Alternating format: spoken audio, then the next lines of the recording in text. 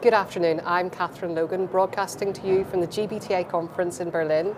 I am delighted to be joined by Scott Davies, CEO of ITM. Scott, thank you for coming. Hey Catherine, great to be here. So Scott, tell me, as we exit the pandemic, what do you think the main challenges for you in your market facing travel managers are? I think there are so many. Travel managers always have a table full of challenges, and this is no different, but I think the one they're working through the most at the moment is how to manage this recovery and the complexities all around it. So from border to testing requirements, they're still very different by country. We're sitting here in Germany, which is a different situation to back in the UK and Ireland. So travel managers have a new area they've had to become expert in recently.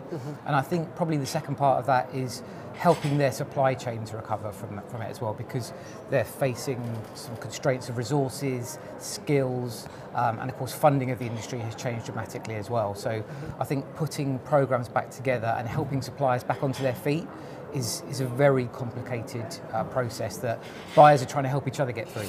Yeah, it is. It's a very, very complex picture, as you say. And so, but what are the key priorities for travel managers in your market? You know, have they changed at all in recent years?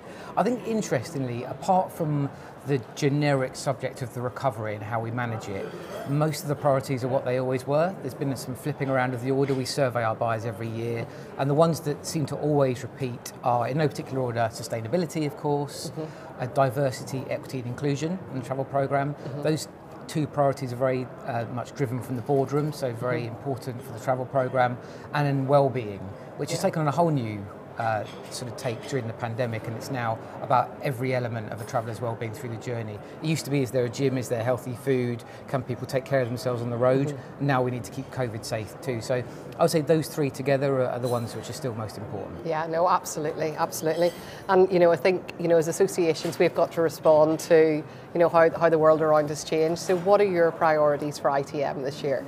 Well, just like this event here, it's coming together in person again on a consistent basis. We're hoping that we can do things this way for the foreseeable future. So of course we're putting together events and resources. We're delighted to be renewing our partnership with GBTA. Absolutely. Very, very, very important to us and to our members. And then I think, you know, we need to move into giving people very practical help. The recovery and sustainability are non-compete sports, as we say at ITM, and we're trying to help each other.